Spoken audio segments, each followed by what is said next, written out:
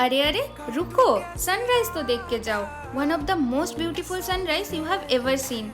कैसे पहुंचे यहाँ मत पूछिए। सुबह 4 बजे जब गाड़ी स्टार्ट हुआ एंड लगभग 2 घंटे के बाद जब हम लोग मुन्नार के हाईएस्ट पिक पॉइंट पे पहुंचे, तब तक में 50 बार लगा, नींद पूरा नहीं हुआ है। घर रुक जाते थे तो कितना अच्छा होता। बट जब पहुंचे तब यहाँ का सीनिक ब्यूटी देखकर लगा थैंक गॉड आए, नहीं तो कितना कुछ मिस करने वाले थे। देखिए आप लोगों के लिए हम टाइम लैप्स भी बनाए हैं सनराइज का। सन का जब पहला किरण ऑपोजिट के पहाड़ों में पड़ रहा था, ऐसा लगा जैसे सोना चमक रहा है पहाड़ों के पास से। एंड एक आसमान में चांद और सूरज को एक साथ देखने का नसीब भी कितने ही लोगों का होता है बोलिए।